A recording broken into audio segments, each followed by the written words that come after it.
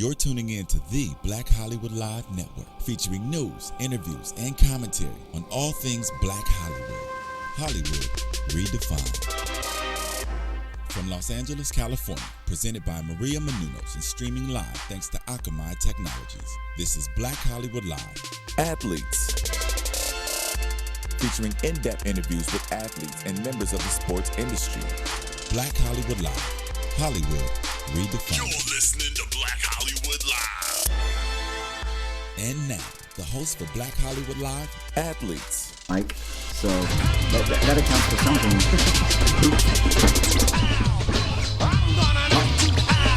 Okay, the music's coming in slowly, as you can hear. I'm gonna knock you out. Unfortunately, that was not Manny Pacquiao's mentality this past Saturday. Ouch. But at any rate, whatever Mama tells you to do, you do, because, you know, this is our in honor of Mother's Day episode coming up. So, at any rate, my mom's never ever told me to knock anybody out. That's kind of violent. At any rate, welcome to the Branded Athlete. Thank you so much for tuning in. I'm your host, Kevin John, alongside Mr. Ben Bateman. What's up, everybody? How you doing? We're great. If you're asking that question to us or to the fans. I'm going straight to camera, Kevin. Okay. I'm camera ready. Perfect. And someone else who's camera ready and ready to be a cheerleader for the Clippers today. Go Clippers! Is your one and only Brittany Johnson. Hey guys, I just want to actually say I appreciate all of you guys for watching our show and tuning in, because you could be doing a lot of stuff at 6 p.m. on a Friday, so we appreciate you guys and we love you very much. If Brittany wants to give a shout out, she actually met a fan this last week. I did. Yeah. I met our first Branded Athlete fan, and he actually gave me a Clippers keychain and a little Cowboys pin, so shout out to you. I believe your name was Matt. Thank you, Matt, for watching our show. We appreciate you. It's exciting for all of us. Yes. Shout out Matt. Definitely is. Now, me and Ben yet to have any fans yet, so if you guys continue tuning in, maybe one of you guys will see me and Ben and give me like just a handshake or something. I don't ask for much. Maybe a checkered vest. I don't know. Anyways, now, you know, on the show, The Branded Athlete, for those fans that have been loyal and watching, of course, as you know, this is the show where we talk about sports, relevant topics in sports, hot topics, and of course, we always feature a premier athlete that discusses their brand off the court or off the field. And today, we are blessed to have a phenomenal athlete in the studio with us who is making big rounds and noise off the football field. He's a model. He's an actor. He's a Calvin Klein underwear ad model. I just made that up, but he could be one. Hey. And he is also an NFL free agent receiver. We have none other than the one, the only, Mr. Delmas. Hey, I'm happy to be on the show, so that was a nice introduction. I haven't had that happen before a game or anything, so yeah, that's special for sure. Now, you said you haven't had that happen before a game. You started 4 years as a basketball player and played football in college. Don't they announce you guys like in starting at guard from Benson, South Dakota, 6'4"? Yep. We get some announcements, but you know they don't have the flair that Kevin John has. So nobody has the flair. That's one of a kind for sure. Yeah, one of a kind and unique. Well, you also know what else is one of a kind and unique? Brittany's random thought. Usually, the way we start off every show, Brittany has a nice thought that she's going to tell us all. So, Brittany, what you got? Now, I know a lot of our conversations here always end in crazy debates, and I don't think this one will be any different. My random thought of the day is, did you know the beginning of the 2014 NFL season, there were 39 players that were suspended for at least one game. 6 of them were suspended indefinitely, including Josh Gordon and Justin Blackman and stuff, and almost all of them were substance abuse things. And unlike the baseball players who get it for steroids, it was mostly just marijuana based, and Josh Gordon's was actually alcohol based because he wasn't supposed to be using alcohol because he had already got in trouble for a couple other things and DUIs or whatnot. But I brought this up because, as you guys know, the Deflategate came out this week, the report. It was 243 pages long, and it basically came to the conclusion that Tom Brady was not completely honest about what he said about not knowing anything about what was going on. And I want to ask you guys, do you guys think he should be suspended, and if so, for how long? I personally just want to throw mine out. I think he should be out for the entire season. I think cheating is one of the worst things. I mean, a lot of the stuff that these other guys did, smoking weed has nothing to do with football, really, at the end of the day. Even Adrian Peterson, his misdemeanor, that has nothing to do with football. And all of these guys got suspended on non-football things, and cheating in football and getting a Super Bowl ring from it I mean, that deserves a suspension to me. What do you guys think? I'll go ahead and tackle this first. I think. Thank you, first of all, for that random thought there. That was quite long-winded, but so It's just going to juicy. be a heated It was concise. conversation. It was concise. I wanted to get There you everything go. I had to say out before you guys started talking. I appreciate that. And that's why she's the lovely voice on this panel. This will be an interesting conversation. This definitely I'm will. just going to keep my mouth shut for a minute. Yeah, I'm just going to let you Okay, talk, Kevin. Kevin. Choose let's words go. wisely. Exactly. The word police are watching. So at any rate, this is the way I look at it like this. First of all, you cannot do anything this day and age to compromise the integrity of the sport. You see that in baseball, as obviously the steroids era. Right. Football, basketball, not as much. But at any rate, when you're a professional athlete, you have to, by all means necessary, remain your integrity to the utmost of the game. Now, my specific thing with Tom Brady, your question was, should he be suspended or what should be a proper punishment for him? Yes. I think Tom Brady should be suspended for a long period of time, whether it's 8 games, whether it's 12 games. I don't know exactly. But the reason I say that is because if you look a few years ago with Sean Payton and that bounty scam, they didn't even. Season. He was gone the whole gone. season, and they didn't even sniff at that. They were like, "You're gone the whole season," and there were a lot of other people that got reprimanded very hard by that There's as 6 well. players on the team, too, that got in trouble. Exactly. So my thing is, you have to hold everybody else to the standard of that. Now, will he get suspended? I don't know, because let's see, Roger Goodell, Robert Kraft, BFFs. Let's see, Tom Brady. He's like Roger Goodell's adopted son. Absolutely. So, We say that every week. yeah, because it's the truth. Yeah. So, will the penalty be as harsh? Also, Tom Brady is the All-American, kind of the face of the NFL. He's the greatest quarterback of all time. That's really it's stretching it. debatable now that you've cheated not once but twice. 2 of your 4 Super Bowls have, and those are the times he's gotten caught, mind you. Let's hear what deal. Those are the times he's gotten caught twice. Let's hear what deal. And that's what I was going to say. The Patriots, their organization precedes them. The reputation precedes them. They've been caught before. They've been caught this time. Get rid of it. Down. Well, so initially, when this came up years ago with the Patriots tapping into the headphones and everything, that's the job of the NFL to do a thorough investigation. So, until something comes out fully proven, which that process can get drawn out, a player of Tom Brady's caliber who is going to make plays regardless, and Seattle had plenty of chances, or different teams to make plays. It's hard to be like, he's out for the whole season, because the NFL is about image, branding, everything as well. So, and the reason this is so much different than something along the lines when you brought up New Orleans is because, it's not directly affecting players' like health or wellness, and it's really hard to judge what impact that would have had on a game and how it could have changed the output completely, because there's so many different parts in a game. So I don't know. It's interesting what will happen. Absolutely. Ben, what do you think? All right, I think. Well, choose my words very carefully, because I don't want to just wind on for a long time on this. First of all, I'm a Seattle Seahawks fan. You guys know this. That's my home team. I'm all about the Seahawks. My favorite athlete of all time is Tom Brady. I was really sad to see my team. I thought your favorite athlete was Kobe Bryant of all time. But anyways, go I ahead. thought it was Cream, but The end of the day, I don't think that the Patriots have won Super Bowls because they're cheating. I think the Patriots win Super Bowls because they're a great organization that runs their organization extremely well, and Tom Brady is the greatest quarterback of all time. Now, the report did not directly accuse Tom Brady of deflating balls or even necessarily ordering people to deflate balls. The Wells report basically said, here's what happened. Tom Brady spoke in such a way that was contrary to the evidence shown in this report. When they said, did you cheat? And he said, I don't believe so. I guess Tom Brady should have been completely honest and said, maybe I'm aware of something going on. That doesn't necessarily mean that they've been deflating balls for years. You think the Colts lost that game by 30-plus points because they were deflating balls? The Colts lost that game because they're a worse team. Seattle lost the Super Bowl. Just because a team is going to lose, then why cheat? Why cheat in the first place? And on top of that, when you start talking about cheating, suspensions, upholding the rules, Roger Goodell, all these things, you got to remember at the end of the day, like, every single detail about what happens in a football game in a season will be forgotten except for one thing.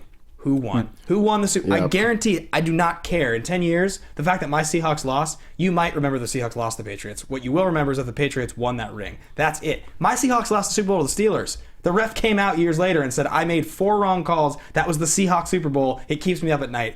Everybody knows that the Seahawks got screwed to the Steelers. Doesn't matter. No one cares. The Steelers won the Super Bowl. That's the way it is. They cheated. I just want to say one thing. There's not enough. Go ahead, Brittany. Go ahead. Yeah. It's the integrity of Tom Brady lying. I think that's the biggest thing, and I think that's what upsets me about this. Is a sport that people live for. This is a billion-dollar generating players' sport. livelihoods. Okay, this is what they do for a living. So for you to lie about saying you didn't even know the name of the assistant athletic guy or whatever, equipment manager, but later it came out that you guys were texting and then he was calling you before even anything came out about it. That's the issue I have with the big whole scheme of it. It's detrimental conduct to the NFL. You think you can't do that? You think in the conversation with the media the week before the Super Bowl, Tom Brady should have said to those guys, "Yeah, guys, this is the guy that I know. Loosely, I'm aware of this foolhardy stuff, and our team is kind of maybe a little guilty." Don't lie and say you don't know. I'm not saying you have to be forthcoming about it, but if you're questioned about it, you don't lie and say you don't know. All right, real quick, we have to move on, guys. We have to move on. But real quick, I just want to go around and let everybody get their final thought on this. So, Del? Not enough evidence. Patriots, that whole scenario didn't keep them from winning the Super Bowl. Tom Brady's not getting suspended. And, yeah. I like how you're straight and short statements. Yeah. You just list what's going to happen. Brittany, final thought. My final thought is a lot of players have gotten a lot worse things happen to them for doing a lot less. So I think he should get in trouble. I don't care if he's the face of the NFL and everybody loves him and he's so cute and has a beautiful wife. None of that matters to me. He lied, he cheated, and he should be reprimanded for it. Ouch! All right, Ben Bateman. Final thought. The Clippers are going to lose tonight to the Rockets. No, what? Shade. Wow. Turn his mic off. He's got some enemies on this He's side. going off topic. I echo Dale's sentiment. There is not enough evidence to prove that Tom Brady should receive any kind of suspension for this. There's I do think that there pages. there's still not enough evidence Aaron to prove Hernandez, a suspension. there's no actual evidence either. I think that the Patriots are a great organization and Tom Brady is a great quarterback. I don't think that this detracts from the greatness. There's a black mark, sure, if you want to investigate it. They won the Super Bowl. They'll continue to won the Super Bowl in history. That's not going to change. He's not going to receive a suspension. My final thought real quick is I do feel that there should be some asterisks next to some of New England Patriots football seasons. I just don't feel that this is the way that you continue to be looked upon and praised as one of the greatest teams in the last decade when you've had multiple incidents of cheating. So whether or not there's an asterisk, we don't know. But what we do know is that Ben is getting ready to give us a fun segment called What Would It Take? What would it take for Tom Brady to be honest? What do you guys think? The way we run the segment, guys, Lie is detector test. every week we propose a scenario that is something outlandish, something that a crazy series of events would have to happen to make this possible. This week, the question I have for you guys is, what would it take for the Washington Wizards to win the NBA championship this year? Well, your question was to make it to the NBA Finals. Yeah. That's What would the it take question. for the Washington Wizards Well, to it could make be it to the twofold. NBA Finals? It could be twofold. Because that's a totally different scenario. We'll go with to make it to the Okay. NBA Finals. That's outlandish enough. Who wants to was, yeah, I was about to say, who wants to take this I first? think a genie with more than 3 wishes. Because the West is too good, and John Wall's injured, and I can't even see them getting out of the East. And not because they're not talented; they've got a lot of talented players, but the top teams in the East, and then once they get to the Western, in the finals, they're I don't know, and LeBron James is still playing, so as long as he's playing, I think Cleveland's gonna win out the East. Well, there's a couple scenarios though, because they have a decent chance at beating Atlanta right now. So that even without John Wall, there's a decent chance. And then they would, in theory, play one of those two teams, and then they would have to beat one of those two teams, the Bulls or the Cavs. So we're assuming it's possible they beat Atlanta. The question is, what would it take, I guess, for them to beat the Bulls or the Cavs? To answer your question, my thing is what would it take? Honestly, I think more injuries on opposing teams in the Eastern Conference because as you can see with Cleveland right now, they're slightly banged up. Kevin Love is out indefinitely, and he's a significant part of that offense. Also, if you look at teams like Chicago or teams like the Hawks. Who the Hawks, have been very questionable in the postseason. As we all know, they had a great regular season, but I can see them getting past Atlanta just because, I'm not a strong believer in Atlanta's defense. Yeah. I'm really not. Offensively, they can go off, but defensively, I'm not a big. So I think it would take some key injuries, like to the Bulls. Maybe Derrick Rose may go. And not that I'm saying I want that to happen, but it would just have to be some key injuries to go down. And I think Washington can slip in there, but it's highly unlikely. to make it to the finals? Do you think they could beat the Cavs or the Bulls? Yeah, I'm not saying in order for them to win the actual NBA Finals, I agree with Dell. They need a genie, three wishes. They need Jesus to come back and grant something. Beating whatever Western Conference team would be hard. To get there. Yeah, Brittany. I think the East, I think, is up for grabs right now because of injuries. And I think whatever team stays the healthiest in the East could be the winners and go to the NBA Finals personally. Absolutely. So I think it's anybody's game. I'm not really a big fan of like the one-star teams like that have like just this huge star and everyone's gonna, because obviously Atlanta's made it this far with no stars on their team, and I think that's how a lot of the NBA is going now. It's like you have to have all 5 players on the team that are starting be good at that time. So I think that they definitely have a chance. Obviously, Wall has to get better. He said it's a little swollen still, but I think he has 4 fractures, or 5 displaced fractures in his hand. Yeah. How does that even? That's like one for every finger. I think he should probably sit out take some hard this fouls whole if he series. Gets back in. Yeah, I think he should sit out the whole series though. This whole series, because I think that they could definitely handle Atlanta. Yeah. And Paul Pierce is playing like freaking vintage Paul Pierce right now. Yeah, he's taking over. God, the truth is back. The truth is back, indeed. Yeah. All right. Well, speaking of the truth, sorry, you wanted to. I want to dive into my own subject. My feeling is that without John Wall, I think the point guard position in the NBA is so homogenous right now. There's so many sort of like this idea of like a top 10 point guard. There's so many of them. That some teams, take like the Bulls for instance, I think the Bulls can survive whoever is playing point guard for them. I don't think it really matters so much. Aaron Brooks can step in, even Kirk Heinrich. But I think a team like Washington relies so much on the quickness and the creativity on the court of John Wall. Bradley Beal can't get his own shot off. Guys like Gortat's not going to score as much without John Wall. Sessions is not a decent enough ball handler. He's not quick enough. I just don't think that team has what it takes to move forward against a really, really strong defense that can trap the right players on the wings. And Nene and Gortat are not guys that are just going to put up 30 and 20. It's not like you have Dwight Howard or like vintage Shaq on your team. Yeah. They're bigs, but they're bigs that really rely on that creativity. A guy that can get 17 assists in a game if he wants to. So I think it's going to take John Wall coming back. Even 60% of John Wall playing. I do think that without John Wall, there's a chance they can steal the series from Atlanta because there's a lot of injuries going on there. But without John Wall, there's no chance they're getting past either the front line of the Bulls. Their bigs just won't match up without a creative enough point guard, or against the one-on-one, like taking turns offense of Kyrie and LeBron. It's just not going to happen. Yeah, it's tough. They're in a tough spot for sure. So what would it take, I guess, is John Wall comes back and he plays like an absolute superstar. He guides that team through the minefield, somehow makes it to the finals. For them to win the NBA Finals, they're not going to beat any Western Conference team that makes it. Absolutely not. Even with John Wall at miraculous health, Steph Curry would have to get injured, or I doubt even Marc Gasol would have to go down or something. Well, speaking of Western Conference teams, real quick, let's just go around and say which 2 teams we think we're going to meet up in the finals. I'll start off. I say it's going to be Cleveland against Memphis. It's going to be Golden State against Cleveland. I think it is going to be the Clippers. Of course. I do. I think the Clippers are. I think we learned so much from playing the Spurs. I just think we're unstoppable now. I agree. So agree. Clippers, and then I still like Atlanta or the Bulls. I just do. Yeah, could happen. I think it's hard to root against Golden State, but I'm a fan of the Clips and Coach Woodson and Doc and what they're doing. So that'll be, if they can figure it out this series, I think they'll be in a good spot.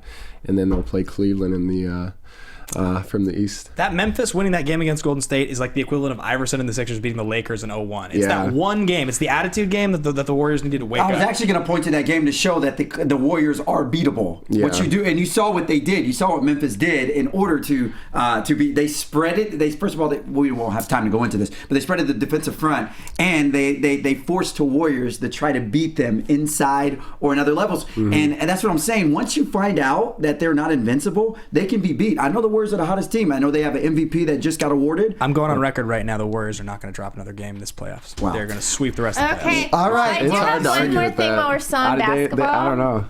Yeah, we got a minute or so. Yeah, so go ahead. It's really quick. I just wanted to see if you guys heard of it. The thing that the Cavs did when they ordered 20,000 slings that they were going to give away at the game, and they ended up canceling it.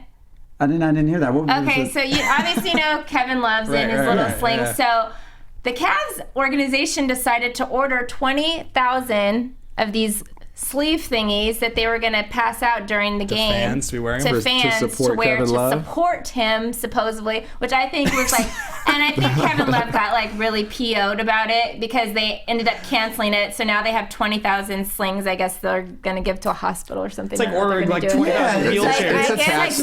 It's a write-off. I'm sure it's they'll horrible. say. I'm like, get a T-shirt maybe supporting him. Don't get like a sling. He's That's so kind of upset. mocking This is his injury. Watch This game is in a his sling first time anyway. ever in the playoffs, and he gets injured, and he's like out, and you're gonna like I have a mock question. him almost. That How are the was a fans terrible going to cheer when they're in their slings? gonna have yeah, it's going to be one arm. How are they going to clap at all that other good stuff? That's It's like gonna Paul be like Pierce. Arsenio, like woo woo. There you go. Take it back. That's like when Paul Pierce got rolled off the court in a wheelchair. That one that series. was You get a excessive. wheelchair for every single fan. Right. Yeah. that He's coming would- to the game in a wheelchair. To I don't know support what the Paul Cavs are thinking. I'm pretty sure the person who decided that is fired already. So He was trying to be creative. Sometimes creativity doesn't always, prevail.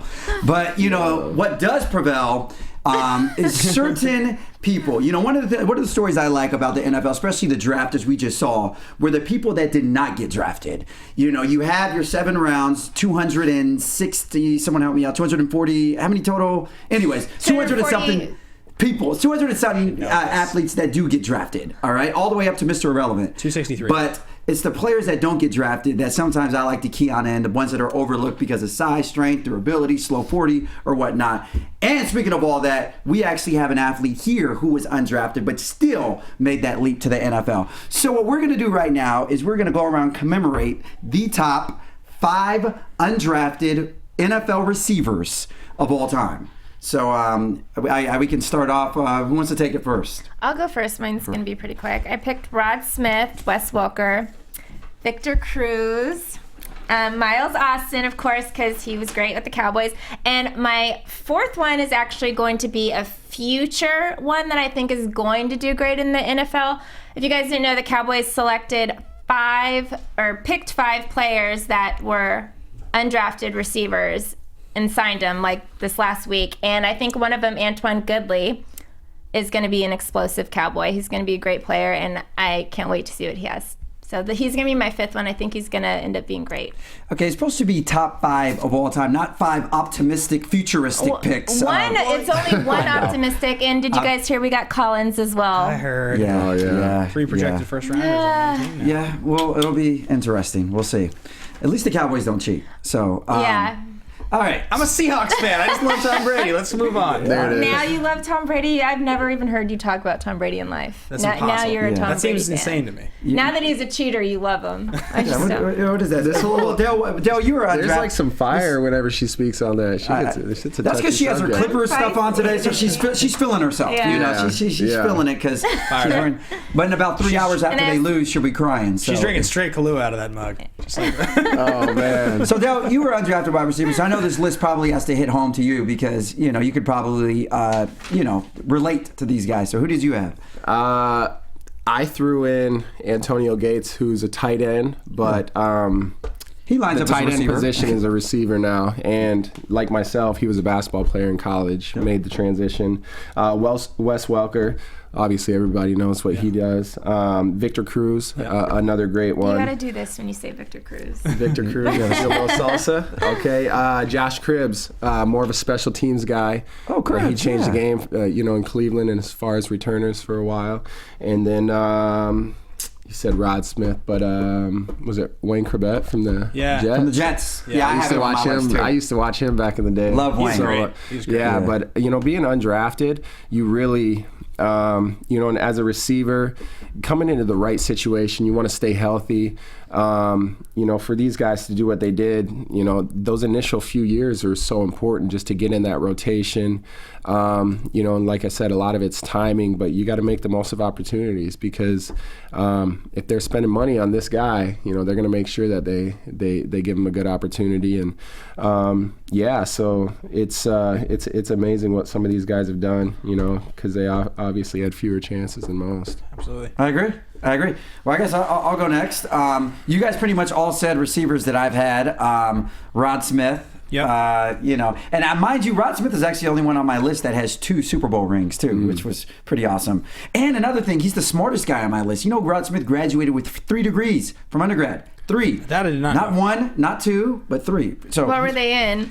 But they weren't like sociology or like. I was like, was it like communication? General a studies, couple medical red yoga. shirts or something. One of us was like marketing and business. The other one was like economics and something else. And then the third one, I want to say, was management and something else. I mean, they were actually ones we had to really study like and go to school. hotel management or something. Whatever. Greet your guests and smile. But it was so. Anyways, I just wanted to shout that out about him. Victor Cruz, obviously, we all know his story. Miles Austin, who actually has really kind of digressed a little bit, since his heyday in Cowboys, but he's still worthy of being on this list. Wes Welker, his accomplishments speak for themselves. He may actually have all the people on the list. Wes Welker may be the only one that actually goes into the Hall of Fame. He's still right in his career, so we'll see. No, Rod Smith for sure going to Hall of Fame. Rod Smith, he could have gone in the Hall of Fame. He's been eligible the last like 3 or 4 years. Then he can still go. But yeah, you're right. He'll make it. He may. He's got 2 rings. He had 600. He had 6,000-yard seasons in a row. Yeah, he did. 3 Pro Bowl, 2 All Pros. All right. That's a good resume. Yeah, he has a great resume. And last guy, you mentioned him, but one of the things, it's Wayne Corbett. He played for the Jets. But one of the things, it's a funny story about Wayne is that when he was initially, when he got the invitation to go and work out for the team, he was so small. He's like 5'9", 5'10", that when he went to check in, the security guards detained him at the gate because they didn't really believe he was a true football player. I mean, if you look at him, he doesn't look like the most, imposing football. So they detained him for a while, and they actually had to get authorization from the franchise to come and say, he's trying out for the team. So that's not on bad. He was actually 11th on the depth chart. And as you know, with most teams, even practice squads, they don't keep, most of the time they'll keep 6 or 7 receivers trying to make the team. He was 11th on the depth chart and still made it up. So just, it ended up having 4,000-yard season. So I think Wayne, he takes the cake in this. He's my favorite of all of them. Sure. All right, Benny boy. Well, as going last in these conversations is usually kind of lame because all my choices have been said. So I usually go last on the top 5. So Rod Smith definitely on my list. Victor Cruz, right? See? I didn't do that. Victor Cruz. I'm gonna go with. You shouldn't do it. I also went Antonio Gates. Blurring the lines a little bit there. I think obviously the tight end position nowadays, and he was sort of the godfather of that generation. Him and Tony Gonzalez, but being undrafted and coming out as a basketball player was pretty impressive. Number 4 was somebody else that you guys... Oh, Welker, of course, Texas Tech. Mm-hmm. And then this is like sort of my wild card, and I know this is going to seem controversial. Good, I love controversy. Welker's replacement Texas Tech, Danny Amendola. And the reason I say this is not because I think Danny Amendola has been like incredible in his career, but the opportunities that he's had when he's been able to stay healthy, he's been very, very effective. He also now has a Super Bowl ring. Yeah. He led the NFL in all-purpose yards his first year as a starter when he was at the Rams. Yeah. And I had him on a fantasy team one year, the year that he went nuts the first 4 weeks, and I renamed my team to Danny Amendola because I picked him in the 14th round. Oh, wow. And I love Danny. And then he came back after injury, and I renamed it to Amendola twice. And nobody's laughing. You're so crazy. you are crazy. I didn't know that was supposed to be a joke or what it was. You're just so creative. But anyway, I think Danny Amendola is, he's injury prone. He's Mr. Glass, but if he can stay healthy, that guy's a dynamic receiver. I mean, even that first week with the Patriots last year, he had like 12 catches in the first half before he tore his groin. Yeah. But he's, when he's healthy, he's a great receiver, and I think there are actually still good things in his career ahead of him. So I agree. We'll see. Well, good list from all of you guys. We all made some very identical choices. Pretty consistent. Yeah, exactly. When going around, we were talking about some of our favorite receivers, like Antonio Gates. Gonzalez, who are both basketball players. The one thing that you have in common with them was you were a star basketball player in college, like them. Also, Julius Smith. A lot of these guys are seeing that. Jimmy Graham. Julius Peppers. Julius Peppers. Yeah. And thanks for just throwing any random one right now. Peppers is like anyways. Kareem Abdul-Jabbar. And he was playing in North Carolina, so he was doing. Kareem would have been a fierce tight end too. Had he lined up on the line, he would have been an incredible tight end. Broken in half, man. Yeah, I think he might have been. I still want to see LeBron play tight end. But anyways, a lot of these players, came from playing basketball to college. Some of them even only played like 1 year of college football before being drafted. You were the same thing. You played She's losing it right now. Brittany is losing. You know, Brittany was so funny right now. Nothing, Did I do something? Did I fart her? Did I do something? She's crying over there. Wow. Something must be funny. Okay, go. Continue the story. All right. So, anyways, Del, you play. Whatever. She's just excited about the Clippers. He's going to the game, so you should be excited too. I am excited. I'm very excited. That's good. Excitement is a great thing. I'm excited too. Yeah. To continue this interview without Brittany's interruptions. And speaking so, of anyways, you know, Del, you were a college standout athlete, basketball. First of all, you know, can we turn Brittany's mic off? Second of all, you know, what was it that made you transition from basketball to football when you know, excelled? My biggest thing was so after my senior season of basketball, I had an opportunity to play overseas, but Basketball, Okay. yeah. And then I sat down with my college coach, and he asked me what I was going to do because I was recruited for football at a high school. The college coaches on our football team had wanted me to go out and play, and my college basketball coach was like, you know, I don't think you'll do it. Not in a way saying I couldn't do it, just like thinking I wouldn't do it. And then, I got wind from other guys on the team who, you know, when I was kind of going back and forth on whether I'd go out and, you know, everyone's like, oh, it's not that easy to transition and do this. So, it bothered me a little bit, but it was something I wanted to do, so I just did it. Yeah. I had to work hard. I came in, having not played football since high school. You know, we were traditionally a running team, so a different system. And I didn't even play our first few games. And then I went out the last 8 games, you know, 3 games less than everybody else, led the conference in receiving, catches. I think I was number 2 in touchdowns. So you were beasting. It was a pretty good, I don't know. It was a good year. I was thankful, but I don't know. It was something I wanted to do. That's kind of my approach on everything. So saying that you've been playing basketball to the point where you just say that you were a natural when it came to football? Athletically, you know, being able to just go up and make plays on the ball. I played 2 years in high school. But honestly, a lot of it was just work. I grinded it out in the spring, summer, and then even through the season, you know, I steady had to get better each week. You know, that was my goal because I didn't come back to school, you know, to sit on the bench or to stand on the sidelines and watch. I came back specifically, you know, for football, you know, extending into another semester. So that was my focus, and that's what I dove into. What would you say your biggest transitions were for training wise? Like, what did you have to change about your training from going from basketball to football? I just put on more size, I think, was the biggest thing. I trained in a different way. Because now I was a lot more vertical speed rather than, you know, as much side to side with basketball.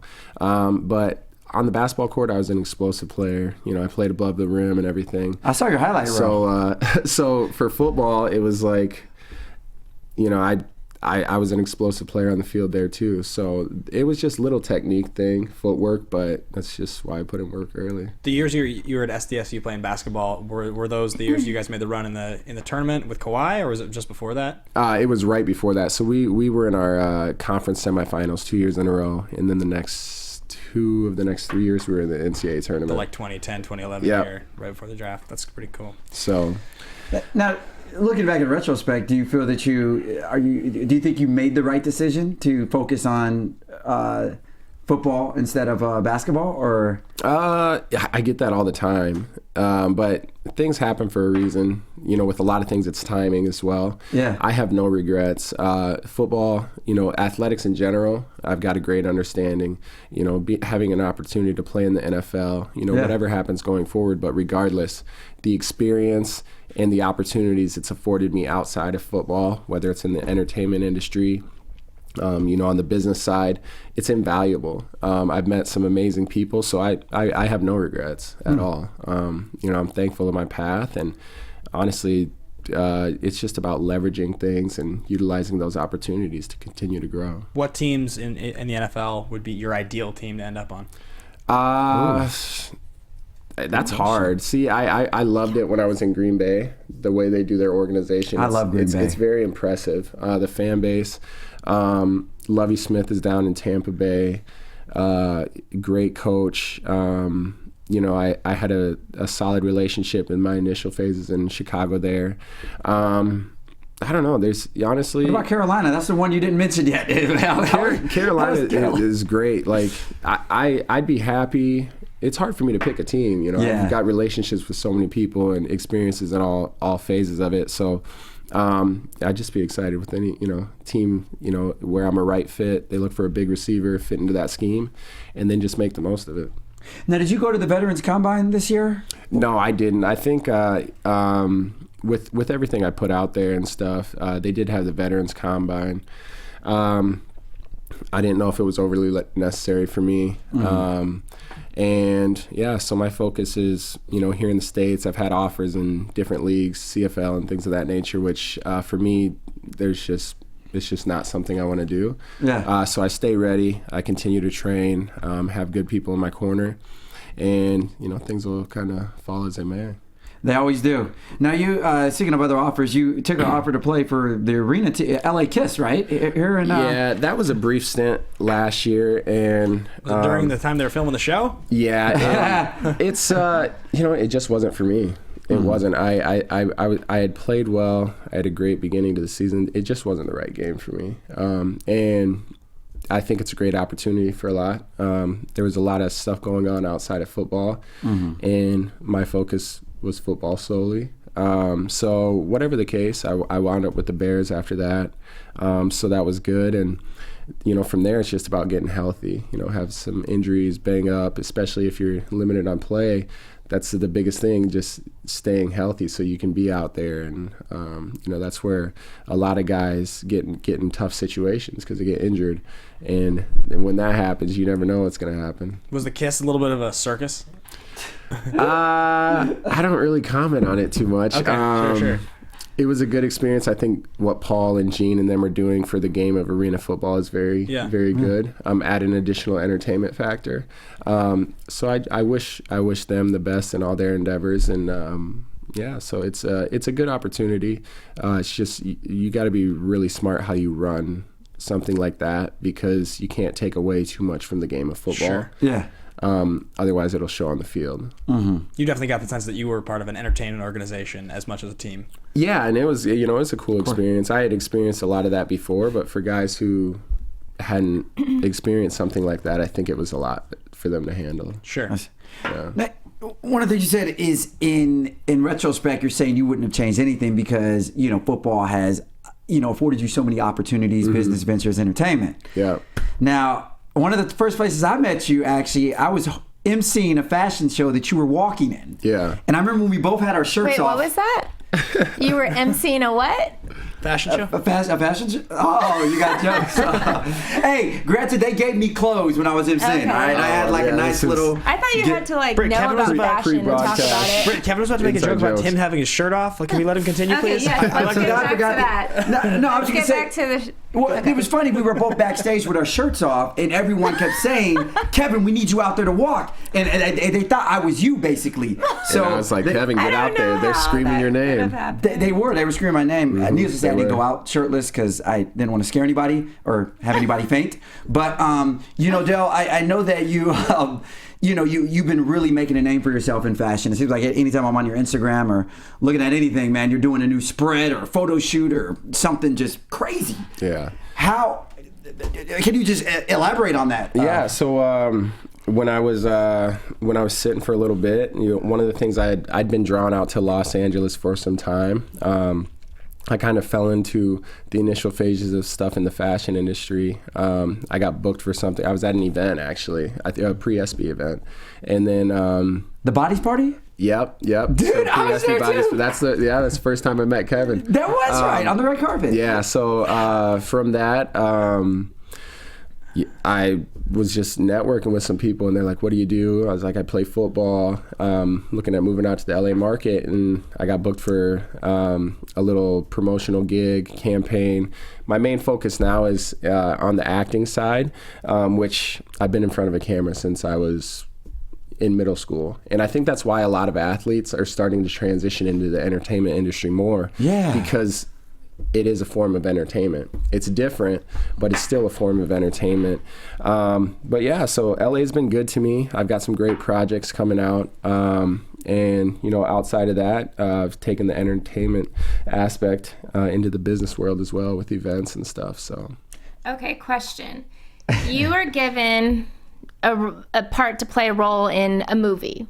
Mm-hmm. And a team calls you and says, we want you to come to our training camp this week. The same week that you're already guaranteed to do this movie, but football is not guaranteed to go to this training camp. Ooh. Which one do you do? Ooh. On the spot. And the movie you're playing opposite Kerry Washington. Live job. The biggest thing, you know, I love football. That's, you know, I'm an athlete. I'm more athletic now than I've been in probably 3-4 years. I got, you know, more strict on my diet. So I would definitely want to play. That being said, too, I guess you always got to look at numbers. Everything's a business, too. It's a business decision, but the love for the game is fully there. And that's, you know, that's what I am. I'm a professional athlete, and that's what I want to do. So I guess I don't have to make that decision now. So we'll see what happens. What if the movie was offering you $10 million?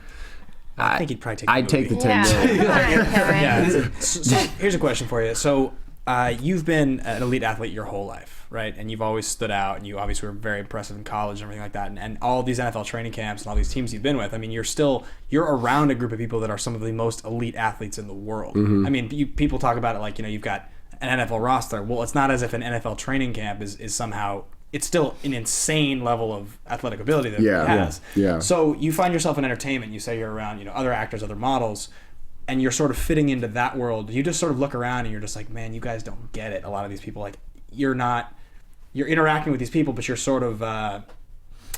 Do you feel like they don't understand quite the level of athlete that you actually are because you're in a different world? I think there's a lot of people in the fashion entertainment industry who aren't as aware of athletics as you would think, but no, I mean, anything I do, I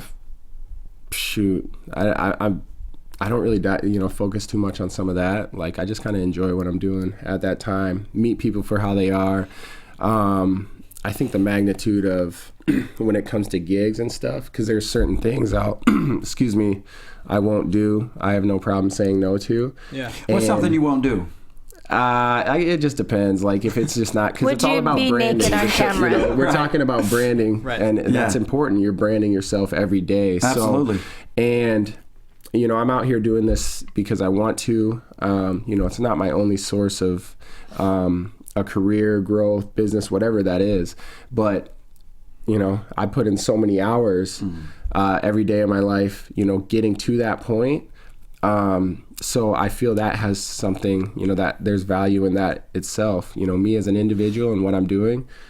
So I don't feel pressure in a lot of those things too, to compromise what I believe is right or wrong for my brand, because I'm the one who has to live it. So if somebody was going to pick, they were going to say, okay, you get to act. I like all these hypothetical questions. No, I think this is good. They're great. Yeah. Let's pretend somebody was going to say, okay, I want to make the best biopic about X athlete, and I want you to play that guy.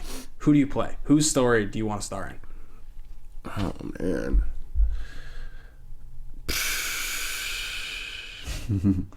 I'd want to do a story. I'd have to be like a drama. I don't know.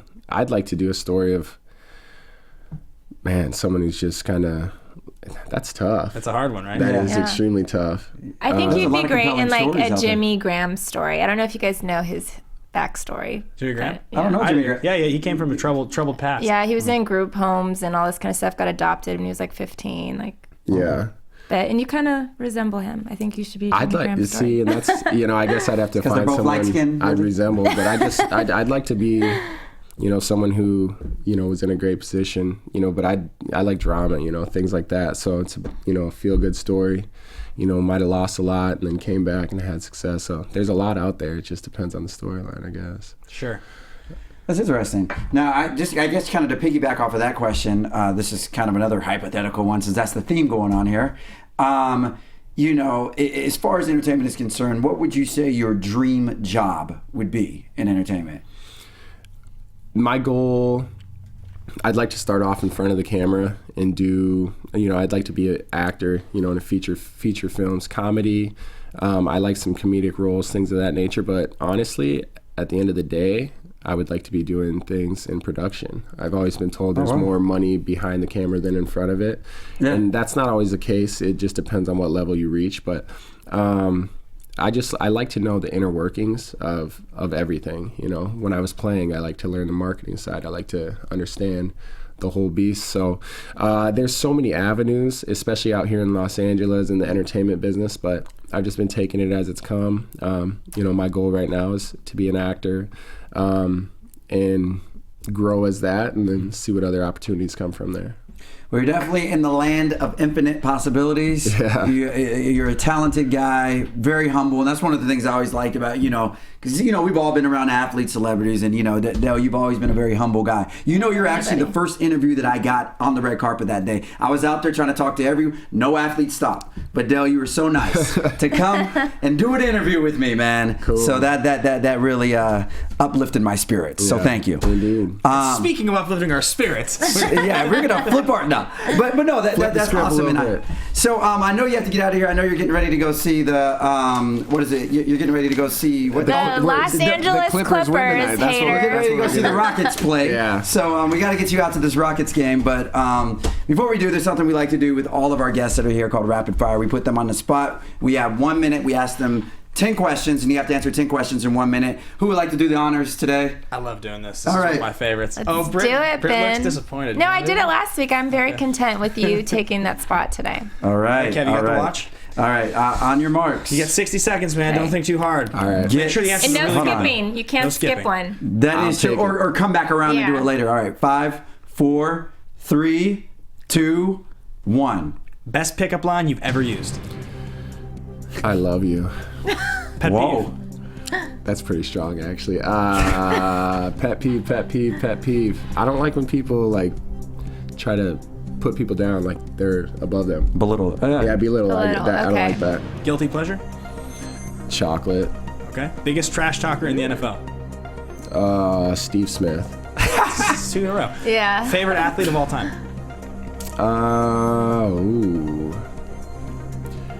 Jerry Rice. I'll go Jerry Rice. You got 30 seconds. One thing about you that no one would know. I'm from South Dakota, unless you look on the internet. Last person you texted? My mom. I told her I'd call her after the show, actually. Happy early Mother's Day. Favorite movie of all time? Men of Honor. Cuba Gooding and What team will win the NBA championship this year? Let's go with the LA Clippers. Best receiver of all time with last name Moss. Ooh, that's gonna go Randy. Randy, he's a real deal, and if he's not in the Hall of Fame, I know off the field stuff, but he's the truth. He'll be the best of all time. His stats validate his truth, and you actually did do that in 60 seconds. So good job. Way to go. Nobody ever does. I didn't get too much pressure. Well, there you have it. That's equivalent to like a 4.3 40 time. You were cool under pressure. He really was. People get flustered. They're like, I just remember can't T.O.? He was like, oh, God, I can't think of that. The I love you was kind of out there for a pickup line. But so, girls, if he tells you I love you immediately, then... he's lying. He's lying, exactly. Let's just put it all out there, see if they take it, right? That is true. No, before we get out of here... That's how you get crazy. Girls get crazy, just to let you know. They do. Did you see what happened to Chris Brown? A woman went over there. Anyways, girls are crazy. So anyways, Dale, where can your fans find you at? Any last, thing that you have coming out or... So, social media wise, you can always follow me as Journey Through Athletics, Lifestyle Fashion, Twitter, Dale Moss, Instagram, Dale Moss 13. Check out my website, officialdalemoss.com. Some big projects I'm working on with my team at PGD Global. We're actually hosting Coach Woodson's, who's the assistant coach for the Clippers, his event out in Las Vegas in the heart of NBA Summer League, July 11th through 13th, the Coach Woodson Las Vegas Invitation. Crazy celebrity list, crazy list of sponsors, 5-star Venetian Palazzo. Can we cover the event? We got to talk about it, man. We can get y'all out there. Hey, it's something special, and that's what I do a lot outside of athletics. You got this network. Why not bring everyone together? Yeah. And have a good time while doing it too. And yep, like they say, united we're big, divided we fall, something like that. Anyways, that was the worst line ever. Yeah. Uplifting. Very uplifting. I tried. I'm Kevin John. You can find me on Twitter and Instagram at HeyKevinJohn, or on my website www.itskevinjohn.com. Ben Bateman. My name is Ben Bateman. You can find me at Ben Bateman Media on Twitter, Instagram, and Periscope. I am Britt Johnson on Twitter, Instagram, and Facebook, or my website, BrittanyJohnson.com. Happy Mother's Day to all the moms. Yes, indeed. That was a Branded Athlete. Thanks again for tuning in. We will see you guys next week, same time, same place. Go Call your mother. Clippers! Tell your mother you love her, because if not, Ben will. So actually, that sounded weird. But And another button for your mom. From producers Maria Menounos, Dario Kristen, Tiana Hobson, Kevin Undergaro, and the entire BHL crew, we would like to thank you for supporting Black Hollywood Live, the first online broadcast network dedicated to African American entertainment. For questions and comments, contact us at info@blackhollywoodlive.com. Like us on Facebook, tweet us, or Instagram us at BHL Online. And I'm your BHL announcer, Scipio. Instagram me at Planet Scipio. Thank you for tuning in. Hollywood Redefined. Clippers. The views expressed here are those of the host only and do not necessarily reflect the views of BHL or its owners or principals.